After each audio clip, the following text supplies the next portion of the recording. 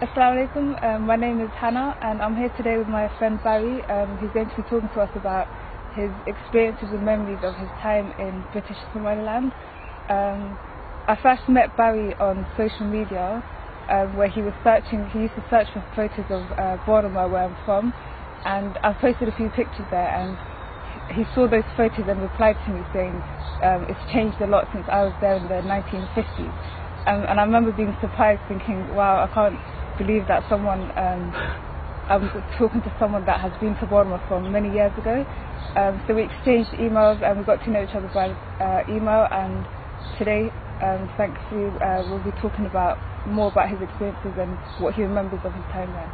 So thank you both for... Oh, that's fine. I think I really ought to start to say that things in Borama I'm sure have changed, but since the middle to late 50s, even getting to Borama or getting to Somaliland has changed.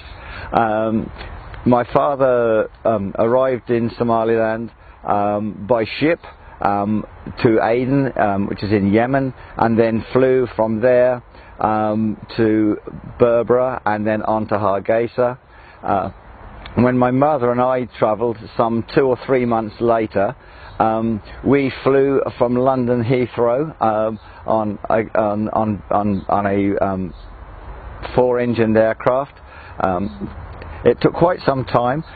We took off from London at lunchtime. We landed in Rome and got off the aircraft and had afternoon tea. Once the plane had been refilled, we then landed in Khartoum. We then had to get off the plane again, where we were entertained with more snacks and drinks, and eventually we landed in Aden, possibly some sort of 15 hours later. It was from there that we got a small aircraft to Hargeisa, which landed in a very, very, very hot Berbera. And then we arrived in Hargeisa. My father, who had been there for a couple of months, had made 1 or 2 new friends.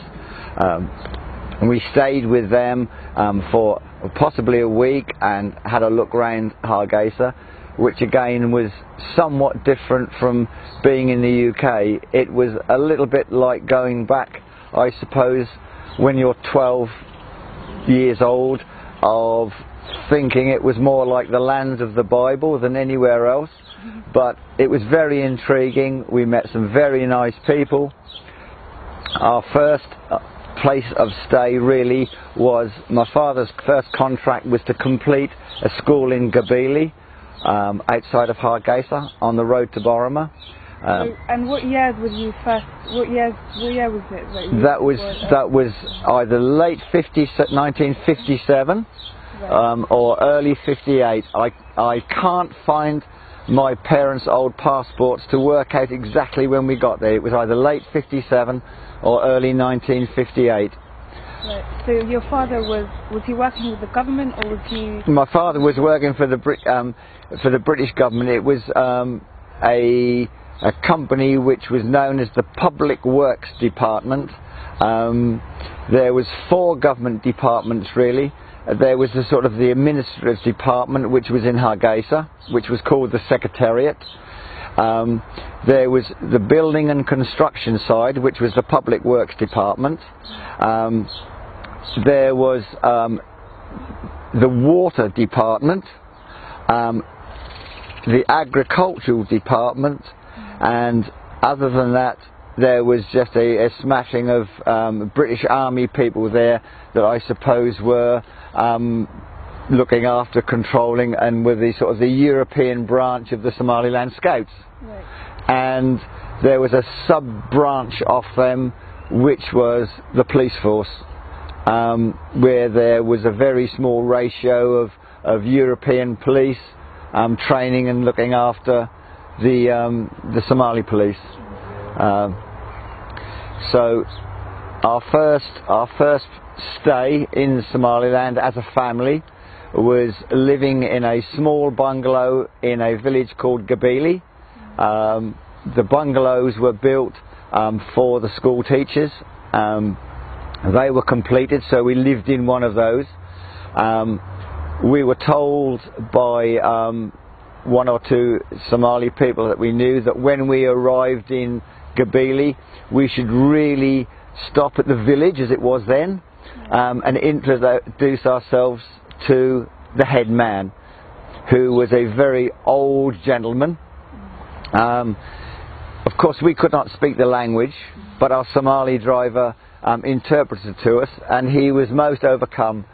Although what was Gabili? Possibly an hour's journey from Hargeisa. Yeah. He claimed I was the first white child, and my mother was the first white woman to actually arrive in Gabili in his living memory. And it was then we realised that those who were in Hargeisa and wouldn't go anywhere else, and us people who wanted to venture out into Greater Somaliland were just the people who were willing to do it. We stayed in Gabili for a few weeks, but there was other works planned for my father, and the bungalow was very, very small, so we then travelled to Borama. And we lived in Borama for, I think, 2 periods, one of 6 months, because we had to come home through family problems, and then we went back at a later date. My father's main task was finishing the school in Gabili, looking after the construction of some health centres. One of them I can remember was in Wajala. In Wajala, right on the border of Ethiopia. My mother and I nearly got arrested in Ethiopia because we decided to walk across the bridge that went over the Tug. Hence many people called it Tug Wajala for some unknown reason. There was a ringing of bells, and my father was standing on the Somali side going crazy, telling us to get back because we were going to be arrested for crossing the border. So we had the job in Tug Wajala, the job in Gabili, various small works in Borama, and we had a contract in Abdul Qadir. Right, Abdul Qadir and Ogun, yeah. The Abdul Qadir was sort of en route to the Zayla and Djibouti. Yeah. We had our holidays, we had our local holidays in Zayla. Yeah. Although I was very, very young, to me it was a very, very interesting place, and at certain periods of its history was, I take it, a trading post and a big town. Yeah, Zayla is one of the most ancient Somali towns. It's been inhabited for centuries, and at various points it's had various important parts to play. It was once the capital of an emirate, or no, a sultanate. Yeah. That was at war with the what is now known as Ethiopia. There was a great war in the Middle Ages, after which it declined. But yeah, it was once, you know, very prosperous. The thing that amazed me, we holidayed there, and we went into Djibouti, which was amazing. It was like a small, very small European town in the middle of nowhere. And I can remember we bought some fishing tackle there, so we could go fishing at Zayla. And you look back on all the old pictures of Zayla, and you look back at some of the engravings. Yeah. To think that we actually fished off that jetty that went out into the sea, that had been there for hundreds and hundreds of years. It wasn't until the internet came along and you could find these old photographs and these old engravings that you realised that was probably one of the only things that's remained exactly as it was, where a lot of the buildings are sadly in decline, which is in my book is terrible. Absolutely. You know, the only thing that seemed to have survived the ravages of war is the jetty that the ships used to tie up to when they came in. Yeah. But no, life in Borama was good. We weren't a European family that was surrounded by servants. We had a guy who was a cook. He had lived in Kenya as a young man, and I don't know who taught him his cooking skills, but he was absolutely brilliant. He came to Borama with us. We used to go shopping in the mornings in the Magala, and we used to visit all the shops and the butchers, and it was just a great place. I mean, being Suffolk people here in the UK and being country people, we enjoyed the greenery. We used to walk through the green areas. I believe they're no longer there, but we used to watch the women come past our bungalow in the mornings with their washing bowls on their heads to go down to the lakes that were at the bottom, and is it called the Sera? The Sera. There used to be 2 big lakes there, and all the ladies used to go down there in the morning with their washing on their heads, and wash their clothes and hang them on the big thorn bushes to dry. Yeah, my mum tells me when she was younger they used to do the same. But now there's no, it's pretty much dried up. It's dried up. Yeah, they don't wash clothes there anymore. No. But yeah, when my mum was younger, she tells me that they used to dip their legs into the lake. Yeah, that's right. Yeah. And there used to be big turtles that used to be in the lake as well. Yeah. Yeah, because I believe your mother went to the first little school, didn't she, in Borama? Yeah, the Howard Tucker School, which is, I believe, near where you live. Yeah, not it's around the corner. Right. Yeah, yeah. Yes, that school. In fact, I think 1958 was probably, if I remember rightly, there was the grand opening of the school. I can't remember who came to the school to do the grand opening. Okay. But the teacher was a single English lady called Miss Holt, and there was, so the Europeans who lived in Borama at the time, there was Mr. Tribe, who lived almost down on the Sera, and his wife and little boy. And there was my mother, my father and myself.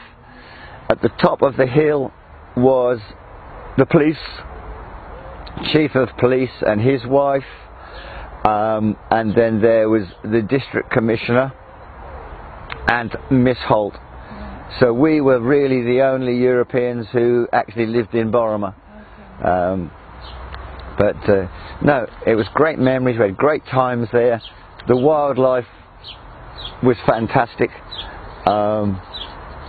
It was just a wonderful time. We used to walk up the hill opposite the bungalow where we lived. Used to watch the birds, the ones that used to have their nests that used to hang in the trees. Fantastic butterflies there were in Borama. Tremendous amount of different species of birds. I really liked it. But you know the Saraha range, how would you describe it? Because when I see it now, I see it, it's just a plain, grass field. There's not many trees that have been cut down. Yeah, well, Mr. Tribe, who was in charge of agriculture, he used to rule the local people with a rod of iron. If he ever saw anybody grazing their sheep or their camels, he'd be down there in his Land Rover telling them that they'd got to move away. There were a lot of... They weren't very big, but from, I should say, if you look at the road going out of Borama, away from Hargeisa, across where your mother used to do her washing, was a very wooded tree area. Probably, it's very difficult to describe it. I'm just trying to think back. There was probably 15 or 20 acres of trees there, and there was footpaths through the trees, so that they were quite close together. And then the other side of the road,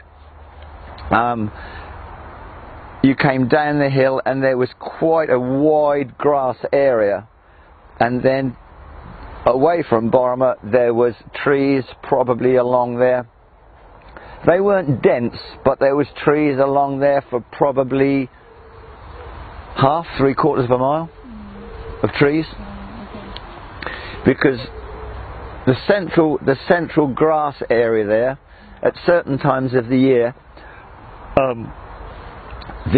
a company called the Desert Locust Control used to move on to that green area. They used to put up their tents and bring their aircraft in, and I think the main reason was because they tried in those days to control the swarms of locusts, because it was quite an agricultural area, and the problem was, being quite close to the Ethiopian border, Ethiopia never bothered to do any control at all, and there used to be European guys that used to go out and patrol that border and radio in about the oncoming locust swarms that were coming from Ethiopia, and these young Kenyan pilots used to fly these small planes with big tanks in the back and spray the locusts to kill them off before they came into the country. They were young, crazy, white South African and Kenyan boys, the way they used to fly those planes. But that was something that probably doesn't happen today, and hasn't happened for lots of years. I don't know whether you still suffer from a lot of locusts. I've seen there are sometimes they do come. There's a specific season where they come. Yes, but it's not. I don't think it's as damaging. No, I mean I can remember Ali, our cook, shouting me one afternoon. He says, Barry, come this way, and he was pointing over the hills away from towards the Djibouti way, and you could see these black clouds, and you knew it wasn't thunderstorms. It was the wrong time of the year. The rains had just sort of finished. And I said, what's that? Oh, that's bad news, that's bad news. And he hadn't got the right word. He didn't know the word. But within an hour and a half, all our area was just surrounded by young pink locusts. They weren't, it was, but I mean, the rainy season, I don't know whether it's still the same, because the weather conditions throughout the world have changed. But you could set your clock every afternoon of what time the rains were going to stop and what time the rains were going to finish in Borama. It was brilliant. We always used to go for a walk after the rains in the afternoon. But no, great times, great memories, great place. There was water shortages at certain times. My father used to be in control of the water, because the water used to come out of some deep natural springs at Amud, and were pumped into the centre of Borama, because in those days, although the few European houses had water, at certain times of the year we used to have our water rationed, and it was all done by us Europeans getting together, realised what the water shortages were like, and decided that we were going to implement the rations on ourselves. We couldn't be seen to have water when the local people didn't have water. But from time to time, the water level used to drop to a certain level where the pumps could not pick the water up, so the pumps had to be turned off, otherwise it would have destroyed the pumps, because they were water-cooled pumps. Yes, my father had one or two run-ins with the district commissioner, who insisted when the water was short that his gardener was still going to water his lawn. My father spoke to him in the politest way and said, I'm sorry, but you shouldn't be watering your lawn when there are local people walking for miles to get water in Borama. And he wouldn't take any notice, so my father turned his water supply off at his house. But you know, there used to be ladies used to walk into Borama with a big 5-gallon kerosene drum on their back. They'd probably walk for 2 or 3 hours to get to Borama. They used to queue at the central water tap in the middle of town, and when water was short, why should some guy up the road be watering his lawn when the water was in such short supply? He did do as he was told eventually, but like all district commissioners, he wasn't very impressed with being put on the water shortage with everybody else. But that was just the way of my dad. That was just his way. But no, I still remember the shiny silver. I think there were 5-gallon kerosene cans. I don't know whether kerosene is still sold like that in Somaliland, or will you use kerosene much now? But everybody used to, all the local people used to come to pick their water up in 5-gallon kerosene cans. The local people used to make charcoal fires out of kerosene cans. Kerosene cans were used for everything. So if kerosene is not sold in cans in Somaliland now, it's probably sold in plastic. But I don't know. I don't know if it's still the same. But there we go. They're basically my memories of Borama. I look on the internet now and see that the place has probably grown 1,000 times bigger than it was when I lived there. On the outskirts it still looks as pretty as it was. I'm sure the people are still as great as they were. So what are your best memories? You know, you were a child in Borama. I know that your memories are more vivid and you can remember many things. So what were the kind of best things that you remember? I think the best things I can remember is how travelling from the UK and living in Borama really was. It was very much in some ways like where I'd come from. We never lived in a big town. We always sort of lived sort of fairly well in the countryside.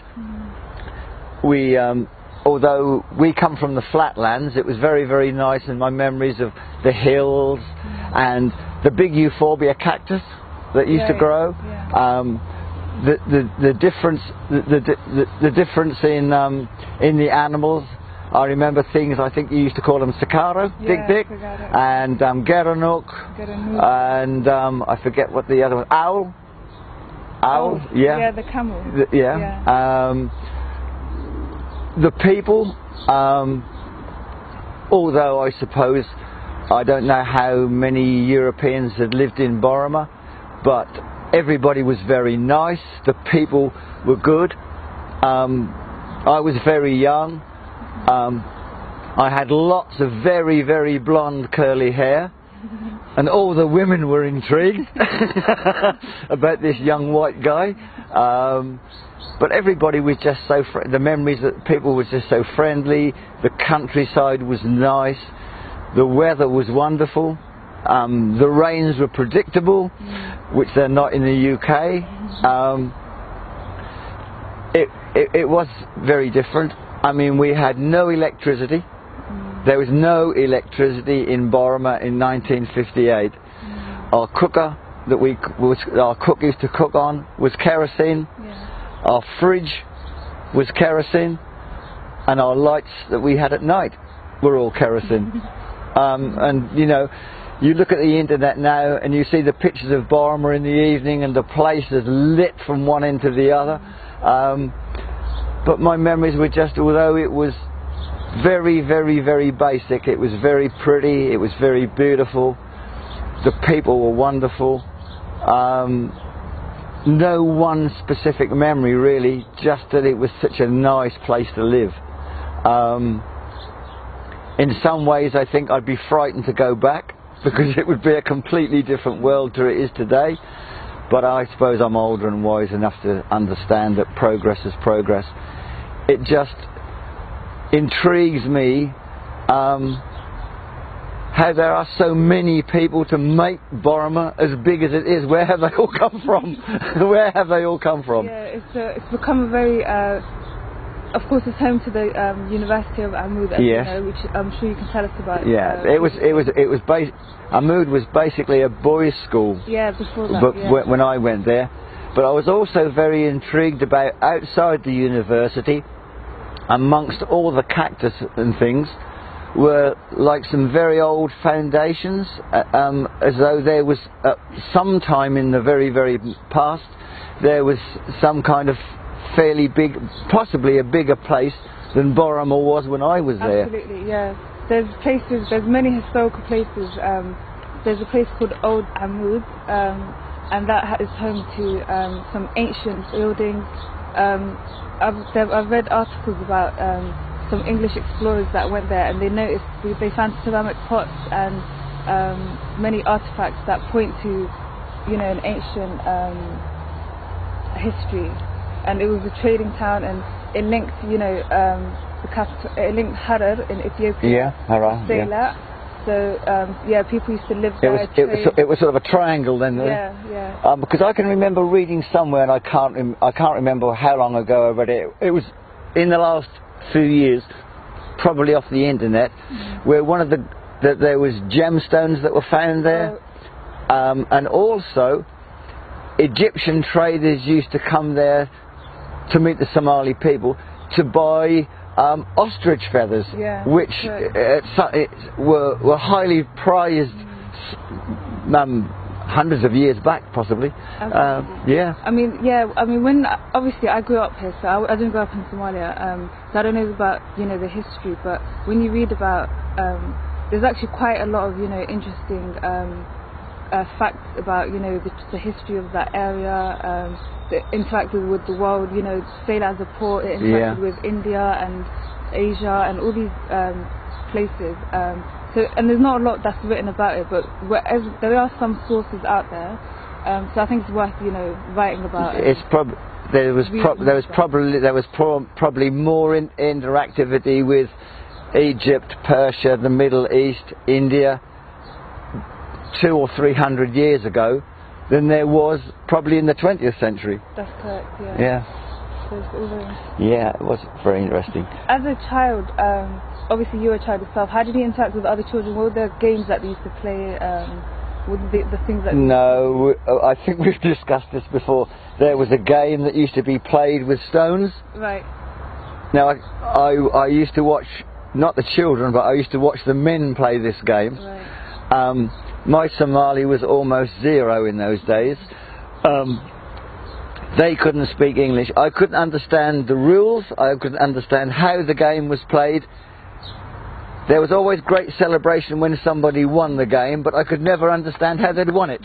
I think you're talking about, is it the one where you have the holes in the ground? Like you dig holes and then they chuck the stones in. Yeah, I don't know how they say it. I just know it's called Ria Kadalis or something. You'll have to find out when you go back to Borama and the rules, and find out if there's anybody who still plays it. Yeah. They probably play internet games now. And they used to, did you say something about a beetle that they used to... Yeah, the boys used to come, they used to come down past our house because there was a particular tree that was growing, not in our garden, but down towards the Sierra. Right. And they used to catch these beetles, and they used to put a piece of cotton on their leg, about 3 feet or a metre long. Right. And they used to fly these beetles just like you would fly an aeroplane. Yeah, it was probably the very, very early Somali version of a drone, I think. But no, we used to. There's a few bits and pieces. I mean, I picked one or two things up. I mean, I suppose I can't remember whether they were bought at the door or whether I bought them in town. Yeah. But these are my two great memories of Borama. This is a knife that scared my mother to death, but I was insistent on keeping it, and I brought it home. This is the other one. It's not quite as elegant as this one. They came from Borama. There was a tree that used to grow somewhere on the side of the road between the hospital and the old district commissioner's house. My mother told me that the English name for it was called Flame of the Forest. It was a large tree which used to have beautiful big red flowers on, and when the flowers had died off, it used to have big seed pods like beans.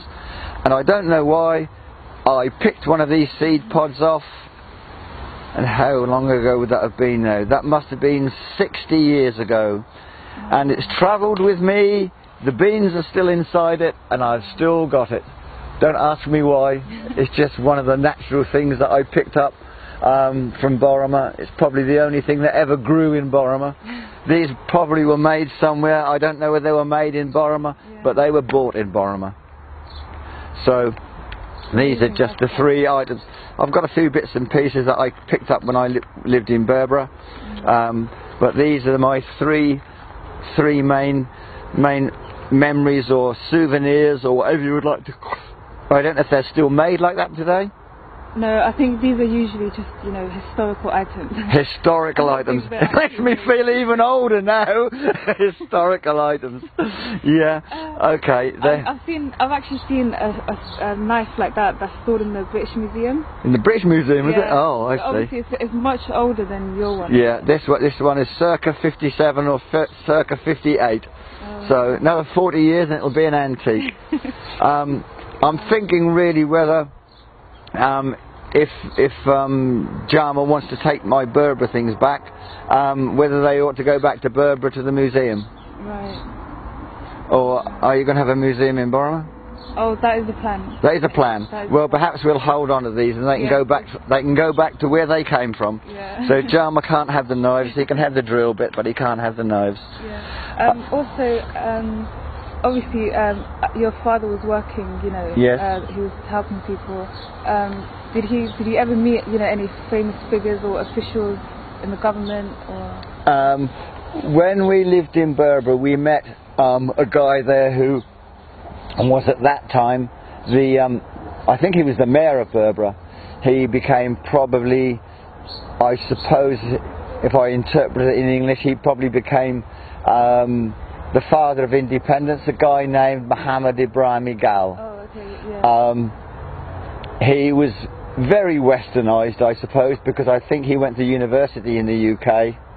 Yeah. His father, I think, was possibly a trader in Berbera, because I think when he sadly passed away, he was buried in Berbera. Okay. But no, we had some great discussions with him about the future. I brought it home to England with me, and I can't remember where it is. I have his political card from the SNL, which is signed on the back, which I put a piece on the internet. I also had a brass heart badge with SNL stamped on it. They were all made by the local blacksmiths and people, I think. I don't know what happened to that. I lost that. But no, I think. Him and my father used to sit down in the clubhouse in Berbera and talk about the future and what was going to happen and how things were going to go. I think he had some great ideas, but I think they weren't all interpreted the way. I don't think independence really came the way he wanted it to come. I think it was all planned that it was going to come in 1960. And there were the talks about how British Somaliland was going to join Italian Somaliland to become a greater Somaliland. And he felt that a lot of the tribes people, I suppose they were the warlords or the tribes people or the elders, all wanted it to happen in a hurry. But Muhammad Ibrahim Gal himself said he thought that possibly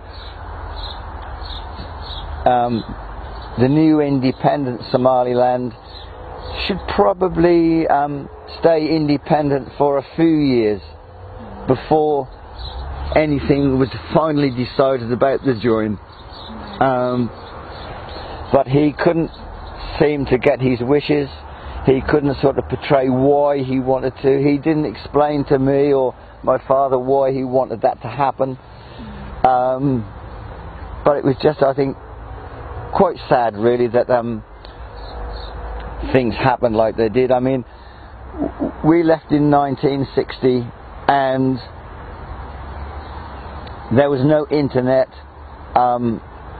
there were no British newspapers or British news that spoke about any of the African countries that became independent. There was nothing at all. All we really got was the bad news. We got the news about the devastation of old Somaliland. There was a program on the television a number of years after that happened. It was a documentary put together by David Bowie's wife. Oh, okay, the Model Man. Yeah, the Model Man, how she went back after the war to try and find whether her relatives were still in Somaliland, whether they'd survived. And there was cameras showing her travelling through Hargeisa. And although I'd been away for a long time, I couldn't see it was devastating. I couldn't find a landmark that I recognised. Everything had just been flattened. So we got the bad news about that, but not about how the place became what it is today. The next thing was the Great Famine. Right. I think one of the big refugee camps, I think, was near Wajala. Yeah, in Ethiopia. In Ethiopia, it's on the border. Somalis live. Yeah. It's called Badan. Yeah. There was the BBC TV pictures on there about how terrible things were, Right. and which was basically the seeds of Band-Aid. Right. No, so all we really got was bad news, and it wasn't until I retired and got my iPad and got onto the internet, it was just amazing. You know, to see Hargeisa, to see Borama, to see Berbera, and all the places that we lived, to see the way the agriculture had expanded in Gabili, for instance. Yeah. And some of the great ideas that had, like young married couples planting trees, which I think really should be, I think it should be the law in Somaliland. I think it should be the law. But you know, just to see the movies, although I can't speak Somali, because you have to remember that it's now 60 years ago since I left, and I hardly remember any Somali words. But I can't read what's written, because when I was there, Somali wasn't a written language. Yeah. So to try and read it when you can't remember the language is hopeless. But there, I mean, I don't know. I mean, there's loads and loads of people who seem to follow me on on Twitter and on Facebook and on various places.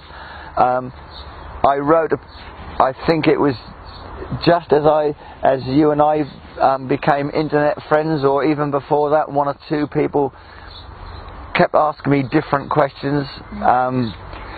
So I did a script which I sent to Daawo The press. The press. Yeah. As I headed it, My Memories of Somaliland, 1957 to 1960.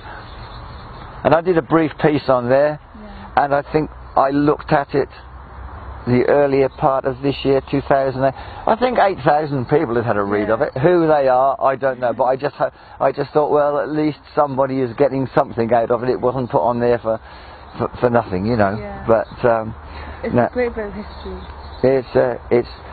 But as far as the language is concerned, it's very difficult to remember anything. Are there any certain words that I can remember. Let me have a think. Nabadgilio. Yeah. Mahachekta. Yeah. Mahaidonisei. Kolaba Sade Afashan. They come to mind. But putting any sentences together. Everybody used to run around looking at the sky, so it must have been rain. Was it called Rob? Rob, yeah. Yeah, and Bio was water.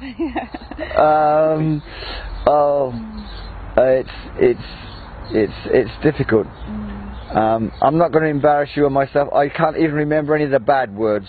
they're the first ones you learn when you go to a new country. Yeah. I think I was quite surprised that some things were called the same. Like, was it the sharks in the sea and the lions were all called lacham? Lacham. Lacham? Yeah, I think that means meat. That means meat, does it? Yeah. Oh, I can't remember what. I know what you mean, though. There's no specific words for like certain species. Species, no. They just have like one. Yeah. The animals. I mean, I don't know. I mean, I suppose it's probably a Latin name. The little tiny antelopes were called Dick, but they were called Sicaro. Yeah. There was other species were called either Gerenok or owl. Yeah. I used to know the name of some of the birds, but I can't remember. It's a lot. You're digging 60 years back into my brain now. I can't remember it. There's certain things that I just can't remember. Yeah. No, it was a great time. It was a great experience. You know. I guess the final question is, would you like to go? I'm sure you'd love to go back. What do you think of, you've seen the pictures online? I've seen the pictures online. What do you think of? I suppose it would be a bit of a clash, really, because I mean my memories of Borama are probably, I'd have to probably hunt the town out for 2 or 3 days to find out the places where, because it has grown so big. Yeah. It's nice to see it's grown so big. Yeah, it's great to think that, the country it's just politically criminal that the country hasn't been recognised. It's frightening to think that what the country could have been with some help from the international banks and places like this, if the country was recognised. It's frightening to think what it could be, to see what's happened with the country, with just the Somali people who are spread throughout the world, that have done for the country, the way it's grown. And you've been so, I think you've been so self-sufficient, and you've done so well, what with having elections, peace, I think, okay, I'm biased. I still look upon Somaliland as my second home, because it's a place I loved as much as I love my own country. It's a standout country in Africa. I mean, just moving away from Somaliland, I sometimes look at Ghana. I only spent 12 weeks in Ghana. I spent 6 weeks in 1962 and 6 weeks in 1963. Again, up near the Sub-Sahara and in Accra, the capital, and I look at that country now, and frankly I think it's gone backwards since 1962. It was the first country to become independent. Everybody helped Ghana.